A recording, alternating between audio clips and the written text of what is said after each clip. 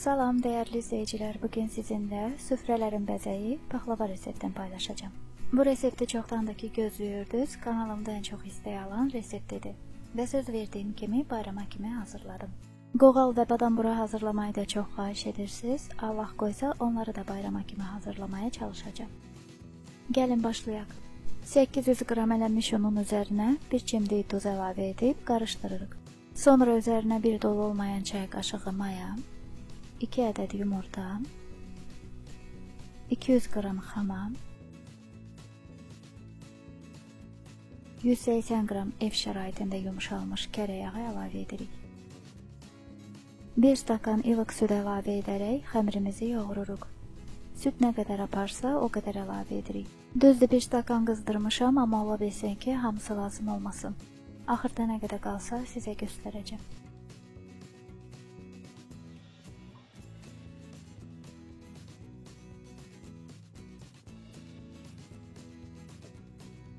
Baxın, bu qədər qaldı, təqribən 30 ml. Xəmirimiz hazırdır, yumuşaq xəmir alındı. Bir yerə toplayırıq və üzərini streçlə və yaxud dəsmalla örtüb 40-45 dəqiqə dinləndiririk. Biz də ona kimi şirəni hazırlayaq.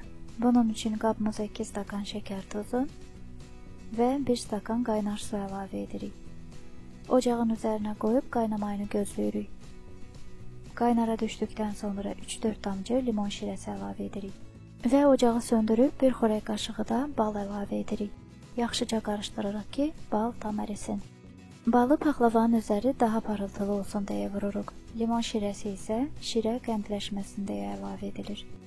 Şirə qaynar olduğu üçün biraz duru görünə bilər. Soyduqdan sonra nisbətən qatlaşar. Qoyuruq soymaya. İçli üçün 500 qram qoz ləpəsini qovurub qabığını təmizlədim. Şəkər buranın içi kimi paxlavanın içi də ağ olanda daha gözəl və səliqəli görünür. Ona görə mən qozun qabığını da fındıq kimi tərtəmiz edirəm. Blenderla xırdaladım, 500 qram qoza, 400 qram şəkər tozu və 5-6 ədəd hil əlavə etdim. Xəmirimiz də artıq dincəldi, taxtanın üzərini unlayırıq və xəmirimizi 10 hissəyə bölürük. Kündələrin ikisini böyük edirik, altı və üstü üçün. Qalan 8 kündəni isə xırda. Ümumiyyətlə paxlavanı çalışın, çox qalın etməyin. 8-10 qat yetərlidir. Bəzi xanımlar 12-14 qat edir. Onda paxlava qalın alınır və onu yeməkdə çətin olur. Kündələr hazırdır. Badnosa düzüb üzərini dəsmalla örtürük və bir-bir götürüb yayırıq. İlk olaraq böyük kündələrdən birini yayırıq altı üçün. Çox nazik yaymırıq. Alt qatı və üst qatı biraz qalın olmalıdır.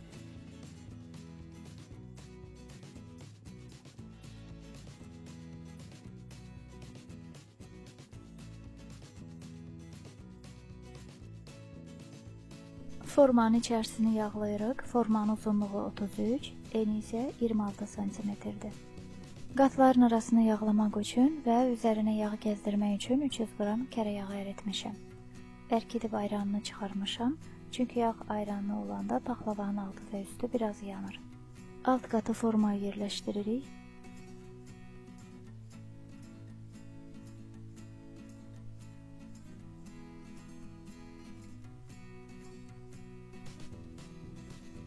Artıq xəmiri bıçaq vasitəsilə və yaxud mənim kimi xəmir kəsənlə kəsirik.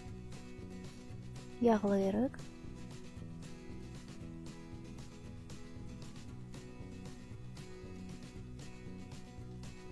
İçlikdən əlavə edirik və yaxşıca hər tərəfinə nazik yayırıq. İçliyi çalışın nə çox, nə də ki az olsun.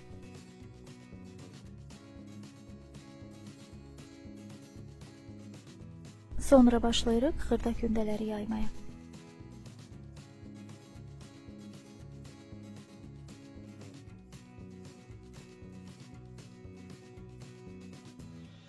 Xırda kündələri çox nazik yaymaq lazımdır, kağız kimi.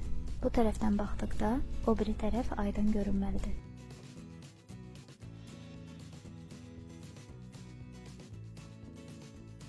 Kənarlarını yapışdırırıq.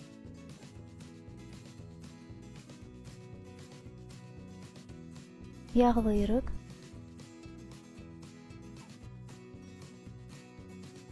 Və içliyi səpib yayırıq. Digər qalan kündələri də bu şəkildə açıb yağlayırıq və içliyi səpirik. 8-ci sonuncu xırda kündəni də yaydıq. Xəmirin artıq hissələrini kəsirik. Yağlayırıq. Amma bu qatına artıq içli əlavə etmirik. Və sonuncu iri kündəni yayırıq üzəri üçün. Üst qat olduğu üçün daha da səliqəli yayırıq. Çünki paxlavanın görünüşü bu qatdan asılıdır. Və bu qatı da alt qat kimi biraz qalın yayırıq.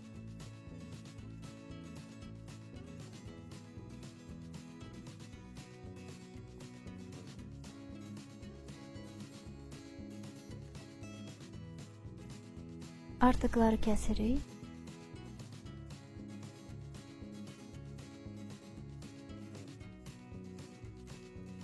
Sonra bu şəkildə kənarları içəriyə salırıq və başlayırıq paxlavanı kəsməyə. Əvvəl xətlərini qoyuruq. Hər xəttin arasında 4 cm var. Sonra paxlava formasını veririk. Çalışırıq düz kəsək ki, bucaqları uyğun gəlsin. Biri aşağıda, biri yuxarıda olmasın. Baxın, belə eyni olsun. Sonra çəkdiyimiz xətləri başlayırıq kəsməyə. Kəsməyə tələsmirik, səliqə ilə kəsirik, çalışırıq ki, düz kəsək. Xətlər əyri getməsin. Paxlavanın ən çətin mənsuliyyətli mərhələsi elə onu düzgün kəsmək və vaxtında sobadan çıxarıb şirəsini verməkdir.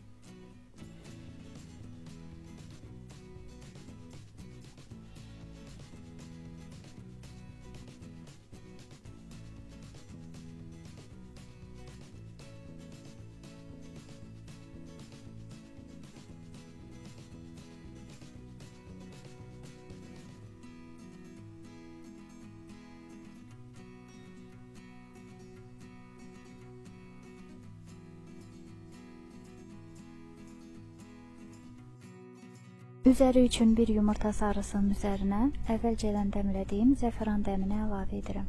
Zəfəranı biraz bol tökün ki, rəngi belə tünd olsun. Çalışırıq saçaqları tökülməsin. Çırpırıq və paxlavanın üzərinə çəkirik.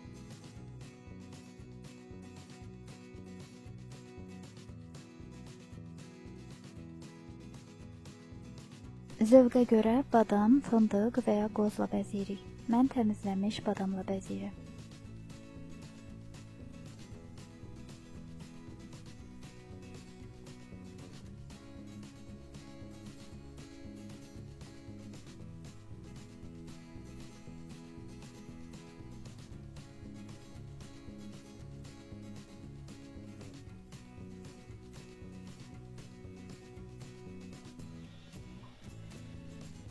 Və əvvəlcədən qızdırılmış 180 dərəcəli sobaya 10 dəqiqəlik qoyuruq. Sonra çıxarıb üzərinə yağ əlavə edərik.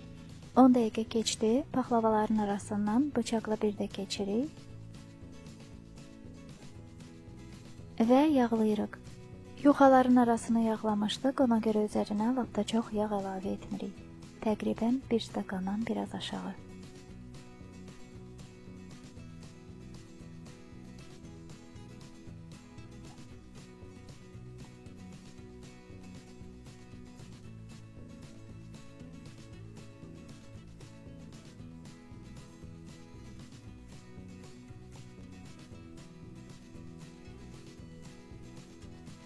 Və bu dəfə tam bişənə kimi qoyuruq sobaya.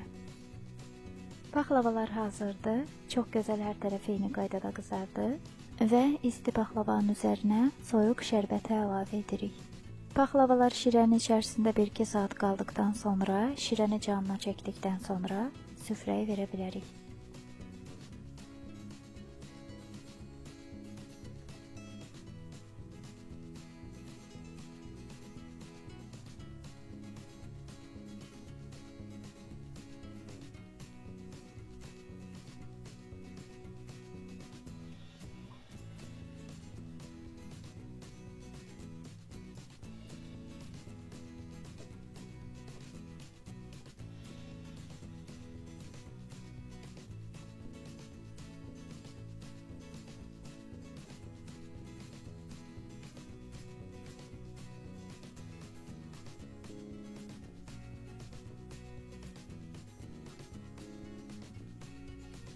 Paxlavalar süfrəyə verildi.